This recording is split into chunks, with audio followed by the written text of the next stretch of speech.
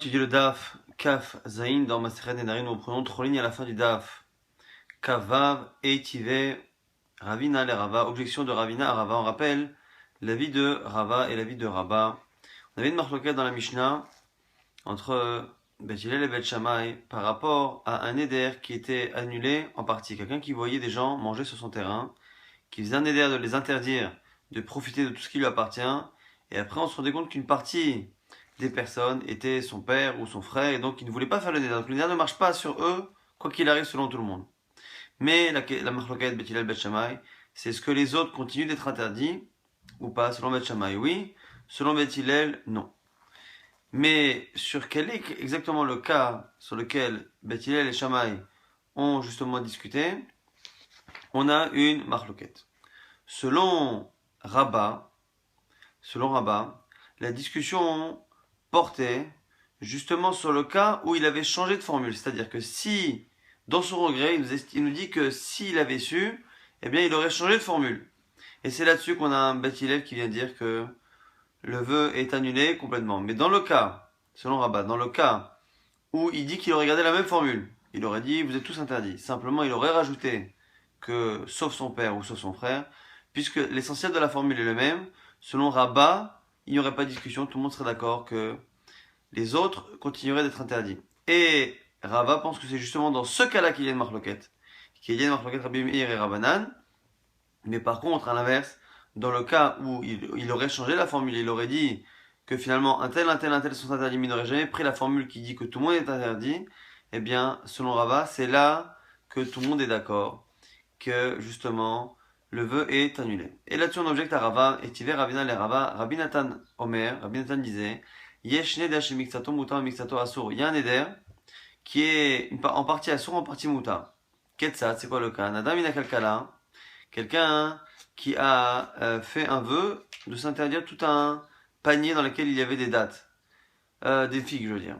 Vayuba benot shuach, et on se rend compte finalement que dedans il y avait des figues très très bonnes. Et Ve'amar, et il dit après, Ilo iti yodea chez benot shuach, vetochalo iti noeder. Il dit si j'avais su qu'il y avait des dates aussi bonnes dedans, des dates particulières, je n'aurais pas fait ce neder. Eh bien on dit quoi? Kalkala sura benot shuach mutarot. L'alakha de Rabbi Nathan, c'est que tout le panier est interdit sauf celle-ci. Donc un peu comme Bet Shammai. Hacheba Rabbi Akiva, jusqu'à ce que Rabbi Akiva vienne et dise, Velimet, Nedesh Mutam Mixato, ou Tarkulo, que non. À partir du moment où on autorise une partie d'un Neder, le Neder est autorisé dans sa globalité. Mais de quel cas parle-t-on?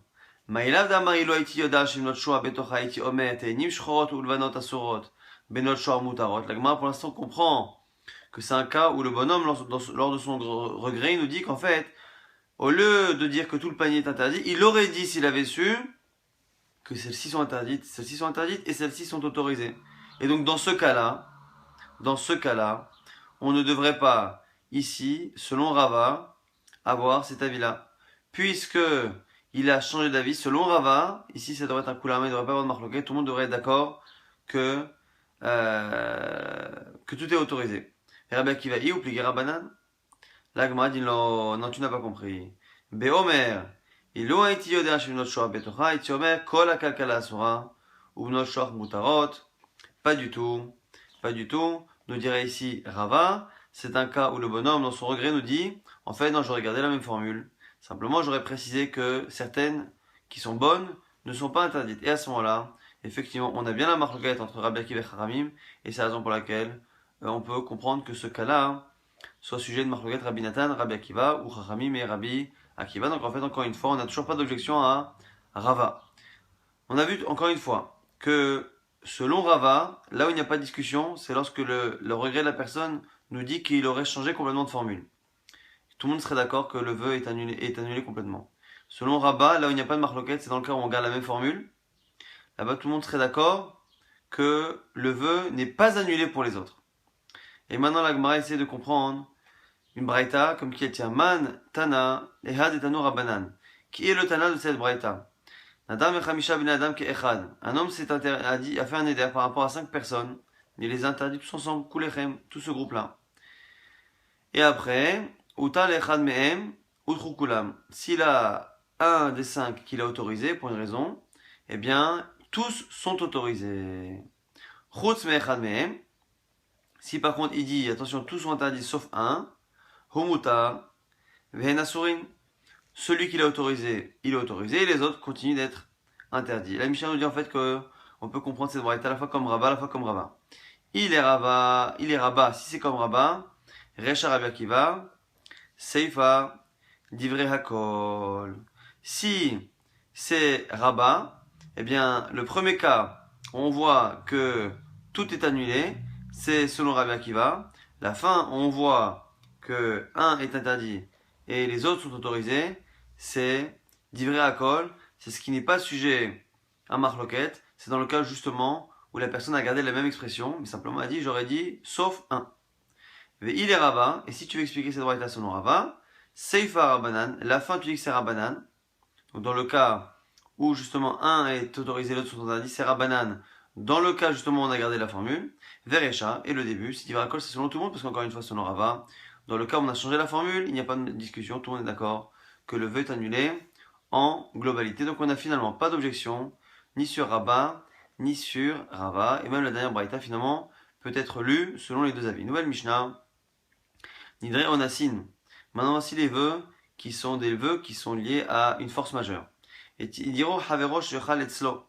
Quelqu'un lui a fait un éder de manger chez lui. Si tu ne manges pas chez moi, je t'interdis telle chose et telle chose. La personne veut venir manger. Vechalahu ou Shechala Beno, simplement il tombe malade ou son fils tombe malade. Oshai Kevonahar, ou que le fleuve l'a empêché de passer, qu'il n'y a plus de pont. Arelu Nidre Onassin, voici les vœux de Onassin, les vœux qui sont liés à une force majeure.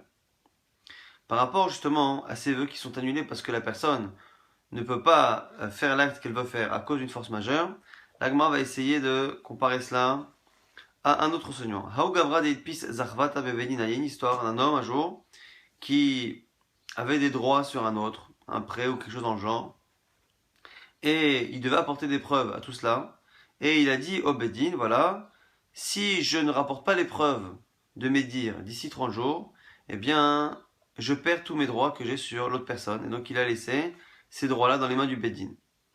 Voilà, si je ne viens pas dans les 30 jours, les droits que j'ai sont annulés. Itnis veloata. Finalement, cette personne-là a eu une force majeure et n'a pas pu venir. Amaravuna batil zarvata. Nous dit Ravuna, eh bien, il a perdu ses droits. Pourquoi? Parce qu'il les avait conditionnés au fait qu'il revienne, même s'il n'est pas revenu à cause d'un empêchement extérieur et imprévisible et irrésistible, donc une force majeure, eh bien, ça ne change rien. Amar les Rava n'est pas d'accord avec Ravuna et lui dit Anosu, mais le pauvre, c'est une force majeure. Veanos, Rahman pas très, on voit que même la Torah, elle ne peut pas reprocher quelque chose, elle ne punit jamais quelqu'un qui est forcé. Dire-t-il, c'est marqué pour la jeune fille qui est mariée et qui a été contrainte par un homme, mais la Nahara, l'Otar Sedava, il y a marqué que pour la jeune fille, tu ne feras rien parce qu'elle a été forcée. La Gemara dit Riteima Katalashani. Si tu veux me dire que peut-être que la Torah n'a dit ça que dans un cas où la personne est passible de la peine de mort, il n'y a que la peine de mort que l'on ne donne pas lorsque la personne a été forcée, et peut-être que les autres punitions, oui. Vehatnan, pourtant c'est la Mishnah de chez nous qui dit quoi? Nidreonasin, et dit Rochaverosh, Chaleslo, Vechalaou, Chalabeno, Oshek Kevona, et le Nidreonasin, on a vu dans la Mishnah chez nous que celui sur qui on a fait un éder par rapport au fait de manger chez quelqu'un et qui n'a pas pu manger chez la personne parce qu'il est tombé malade ou que son fils est tombé malade ou qu'il a été empêché par la route ou le fleuve, eh bien on voit bien que le neder est annulé. Donc on voit que même dans un neder qui n'est pas lié ici à un chiyuv mita, à une punition de mort, on voit bien que l'on tient compte de la force majeure. Donc Rava, ici, ne comprend pas comment Ravuna peut faire perdre les droits à cette personne-là parce que la condition qu'il a émise a été validée contre son gré.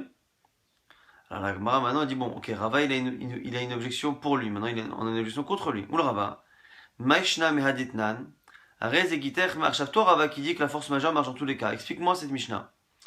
Quelqu'un qui donne un guet à sa femme, un homme, il ne veut pas que sa femme se retrouve à être veuve, sûrement parce qu'il ne veut pas qu'elle fasse hiboum. Et lorsqu'il part en guerre ou qu'il part en voyage, il lui donne un guet. Et il lui dit Imlo bati mikan vachnem chodesh. Si je ne reviens pas dans les 12 mois, tu seras divorcé par ce guet. Donc il lui donne un guet qui ne prendra effet que s'il ne revient pas dans 12 mois. Un met betor shnem chodesh arezeget. Et il meurt entre temps, donc il ne peut pas revenir. Et le guet marche. On ne dit pas que comme il est mort, elle est veuve. On dit que non. Finalement, il a dit que s'il revenait pas eh bien, la femme est divorcée, eh bien, il n'est pas revenu. Alors, c'est une force majeure, parce qu'il est mort. Mais Nasitnis, la Gemara dit, mais je comprends pas, ici, la mort est une force majeure, donc on ne devrait pas valider ce guet, puisque cette personne-là n'a pas voulu ne pas revenir, simplement elle est morte. La Gemara dit, Amra, dit le Machaniatam, peut-être que là-bas c'est différent. Et I Abayada Demit, Min Atar Havagma Veivgita. La Gemara dit non, parce que là-bas, cette personne-là ne veut pas que sa femme soit veuve. Donc c'est pour ça qu'il lui a donné un guet. Et en fait, s'il savait dès le départ qu'il allait mourir dans les 12 mois, eh bien, il aurait donné le guet dès maintenant, sans même de conditions. Ce qui veut dire que la personne, voulant que sa femme soit divorcée, dans le cas où elle meurt, eh bien, la personne, ça l'arrange. C'est pour ça que c'est la raison pour laquelle le guet prend effet. C'est pas qu'il voulait revenir, qu'il voulait pas que le guet prenne effet, mais qu'il était contraint à cause de la mort. Au contraire, c'est ce qu'il voulait, justement. Que la femme soit considérée comme divorcée, non pas comme veuve. Maintenant, autre objection à Rava, qui, encore une fois, même dans les Nédarim, dans tous les cas, veut faire tenir la force majeure. Il y a un homme un jour qui a dit à sa femme, si je ne reviens pas dans les 30 jours, ce document-là te servira de guet. Que s'est-il passé? Atar ou Pasquet Marbra. Il est revenu, mais il était empêché justement lui aussi par un fleuve. Et il devait traverser le fleuve, il était le 30e jour. Amalo, il a dit à ceux qui étaient de l'autre côté de la rive, Hazoudatai, Hazoudatai, regardez, voyez bien que je suis venu. Allez dire à ma femme que je suis revenu. Shmuel, Loshme Matia. Shmuel, il a dit, mais il n'empêche que il n'est pas revenu. Il avait dit qu'il reviendrait, que c'était la condition pour que le guet ne prenne pas effet. Il n'est pas revenu. Il a beau crier et dire qu'il est là, ça ne change rien. Et pourtant, selon toi, Rava, c'est l'objection. Selon toi, comme il a été empêché par une force majeure, il devrait justement, normalement, pouvoir annuler le guet. Amai, Vehaminas Anis, c'est une force majeure. La Gemara dit, Dilma, Onsa, Demi, Galia, Shani, c'est pas pareil ici. Un honès qui est dévoilé, qui est connu. Et la Gemara dans Ktuvot qui parle de ce cas-là dit que c'est un honès des shrichim, un honès qui est fréquent. C'est-à-dire qu'ici, comme ce cas-là, le fait d'être empêché par un fleuve dont le pont s'est cassé, c'est une force majeure tellement fréquente, possible, que justement elle ne correspond pas à un des critères de la force majeure, qui est que le fait que la chose soit imprévisible. Si la chose était plus ou moins prévisible, eh bien on ne peut pas ici invoquer la force majeure et faire annuler. Donc encore une fois, Rava te dira que la force majeure, elle marche, mais ici, elle n'est pas applicable. Donc ici, c'est connu qu'un fleuve peut empêcher quelqu'un.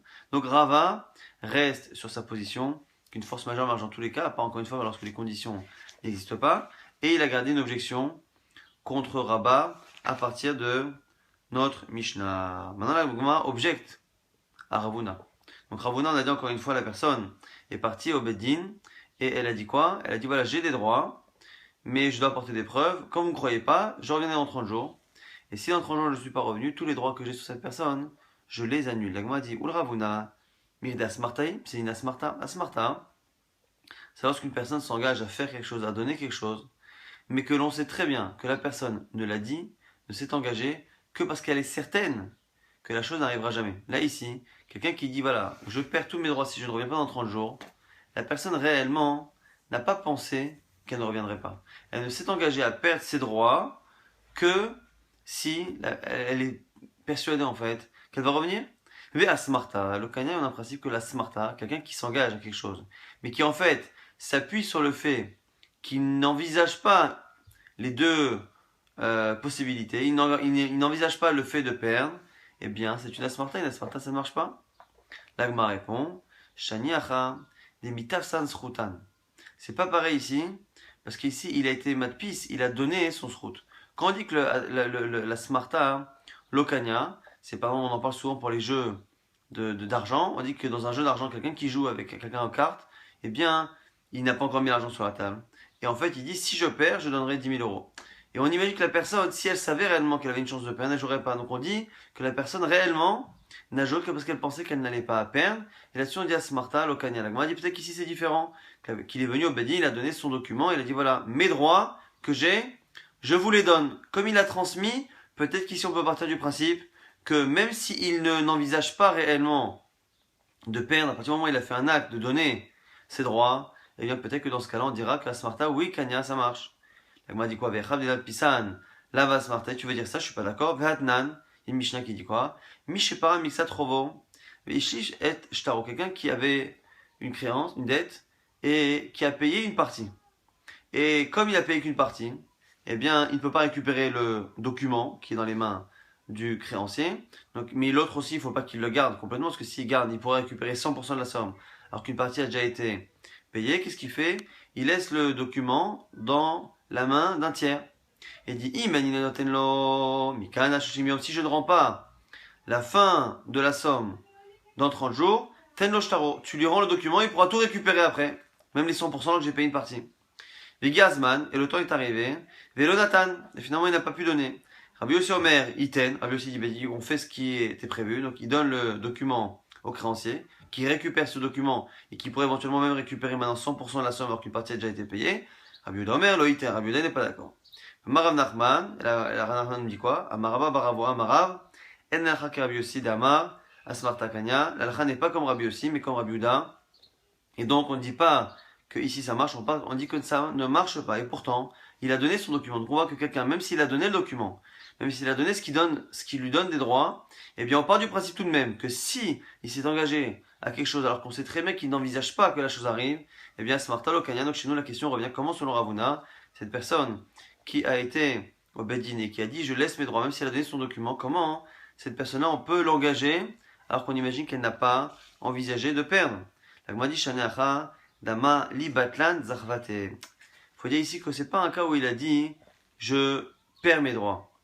Il a dit en fait ce que j'argumente jusqu'à présent, où je dis que il me doit de l'argent, eh bien si dans 30 jours je ne reviens pas, eh bien j'avoue que je n'ai aucun droit. C'est pas que les droits que j'ai je les perds, parce que ça donner de l'argent en se basant sur une situation que la personne n'envisage pas, ça ne marche pas. On dit que la personne ne donne pas cet argent réellement, mais ici on ne dit pas qu'il la donne.